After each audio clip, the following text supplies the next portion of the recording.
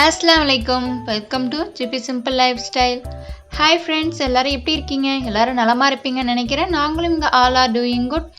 இன்னைக்கு நம்ம பார்க்க போற ஸ்பெஷல் ரெசிபி மட்டன் குழம்பு தான். இது ரொம்பவே டேஸ்டா இருக்கும். இந்த மெத்தட்ல கண்டிப்பா செய்யுங்க. ரொம்பவே டேஸ்டா வரும். அது எப்படி செய்யலாம்னு நம்ம வீடியோல பார்க்கலாம் வாங்க.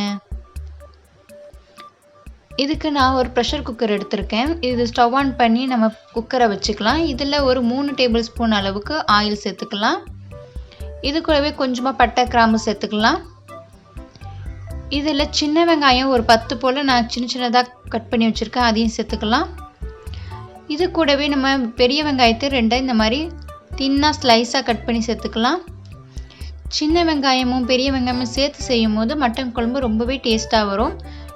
இதே மாதிரி நீங்களும் சேர்த்து செஞ்சு பாருங்கள், ரொம்பவே நல்லா வரும். இதை நல்லா வதக்கி விட்டுக்கலாம். இது நல்லா வதங்கி வரணும். வதங்கினா தான் நல்லா டேஸ்ட்டாக இருக்கும்.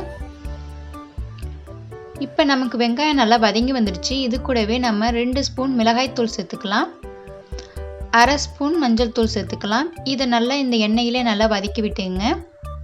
இது நல்லா வதங்கி வரட்டும். ஒரு 1/2 நிமிஷம் போல் நீங்கள் வதக்கினா போதும், கருகிடக்கூடாது. இது கூடவே 2 ஸ்பூன் அளவுக்கு இஞ்சி பூண்டு பேஸ்ட் சேர்த்துக்கலாம். இந்த இஞ்சி பூண்டு பேஸ்ட்டு நல்லா வதக்கி விடணும். நீங்கள் இஞ்சி பூண்டு போட்ட உடனே நல்லா வதக்கி விட்டுடுங்க, இல்லைன்னா அடி பிடிச்சிரும். நல்லா வதக்கினா தான் குழம்பு ஒரு கசப்பு டேஸ்ட் இல்லாமல் இருக்கும். நல்லா வதக்கி விட்டுங்க. இப்போ இது கூடவே ஒரு 1/2 கிலோ போல் மட்டன் சேர்த்துருக்கேன். இதையும் நல்லா இந்த மசாலா கூட நல்லா வதக்கி விட்டுக்கலாம். இந்த மசாலா இந்த மட்டனில் நல்லா ஏறினா தான் நல்லா டேஸ்ட்டாக இருக்கும் சாப்பிடும்போது. இது கூடவே 2 தக்காளி நம்ம சின்ன சின்னதாக கட் பண்ணி சேர்த்துக்கலாம். இதையும் 1 டைம் நல்லா கிளறி விட்டுங்க. இது கூடவே ஒரு கைப்பிடி அளவுக்கு கொத்தமல்லி சேர்த்துக்கலாம். தக்காளி கூடவே கொத்தமல்லி சேர்க்கும் போது நல்ல டேஸ்ட்டாக இருக்கும், நல்ல மணமாகவும் இருக்கும். கண்டிப்பாக கொத்தமல்லி சேர்த்துங்க. இதையும் நல்லா கிளறி விட்டுக்கலாம். தக்காளி நல்லா கரைஞ்சி வதங்கி வரணும், அந்தளவுக்கு நல்லா மசியணும்.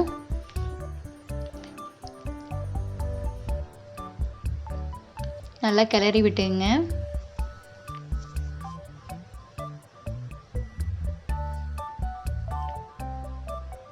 இப்போ நம்ம குழம்புக்கு தேவையான அளவு உப்பு சேர்த்துக்கலாம். உப்பு சேர்க்கும் போது சீக்கிரமாகவே தக்காளி நமக்கு வதங்கி வந்துடும். இந்த மாதிரி வதங்கி வரணும். இது கூடவே ஒரு 2 ஸ்பூன் அளவுக்கு தயிர் சேர்த்துக்கலாம். தயிர் கண்டிப்பாக சேர்த்துங்க. தயிர் சேர்க்கும் போது குழம்பு நல்ல ஒரு டேஸ்ட்டு கொடுக்கும். இது நல்லா கிளறி விட்டுக்கலாம்.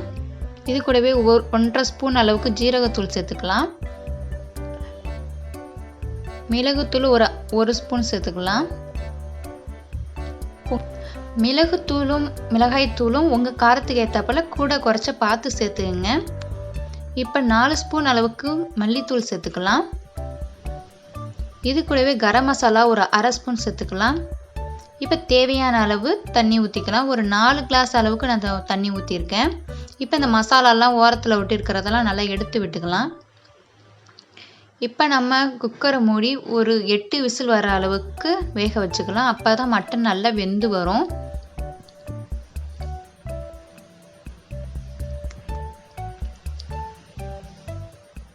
எட்டு விசிலுக்கு அப்புறம் பார்க்கலாம்.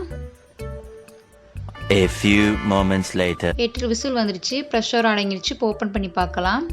இப்போ நமக்கு மட்டன் நல்லா வெந்து வந்திருக்கு.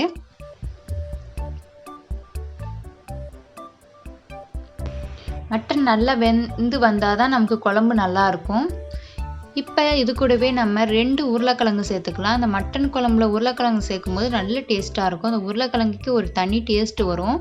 கண்டிப்பாக இந்த மாதிரி செஞ்சு பாருங்கள். இதில் 1 ஸ்பூன் அளவுக்கு நம்ம தேங்காய் பேஸ்ட்டு சேர்த்துக்கலாம். தேங்காய் பேஸ்ட்டு சேர்க்கும் போது நமக்கு இன்னும் குழம்பு நல்லா திக்காக கிடைக்கும். இப்போ க்ளோஸ் பண்ணி 2 விசில் விட்டுக்கலாம். 2 விசிலே நமக்கு உருளைக்கிழங்கு நல்லா வெந்து வந்துடும். இப்போ 2 விசிலுக்கு அப்புறம் ஓப்பன் பண்ணி பார்ப்போம். இப்போ நல்லா நமக்கு மட்டன் வெந்து வந்திருக்கு. உருளைக்கிழங்கும் நல்லா வெந்துருச்சு. சூப்பரான மட்டன் குழம்பு ரெடி ஆயிடுச்சு. இந்த மட்டன் குழம்பு ரொம்பவே டேஸ்ட்டாக இருக்கும். அது ஒயிட் ரைஸு, கீ ரைஸ் இது எல்லாத்துக்குமே இது நல்ல ஒரு காம்பினேஷனாக இருக்கும். இது நம்ம இட்லி தோசை கூட வச்சு சாப்பிட்லாம். ரொம்பவே டேஸ்ட்டாக இருக்கும். நாங்கள் இன்றைக்கி கீ ரைஸ் தான் செஞ்சுருந்தோம் இந்த மட்டன் குழம்புக்கு. ரொம்பவே நல்லா வந்துருந்துச்சு. இந்த மாதிரி மெத்தடில் கண்டிப்பாக செஞ்சு பாருங்கள். ரொம்ப நல்லாயிருக்கும். இந்த ரெசிபி உங்களுக்கு பிடிச்சிருந்துச்சுன்னா லைக் பண்ணுங்கள். நம்ம சேனலை மறக்காமல் சப்ஸ்கிரைப் பண்ணுங்க. தேங்க்யூ ஃபார் வாட்சிங்.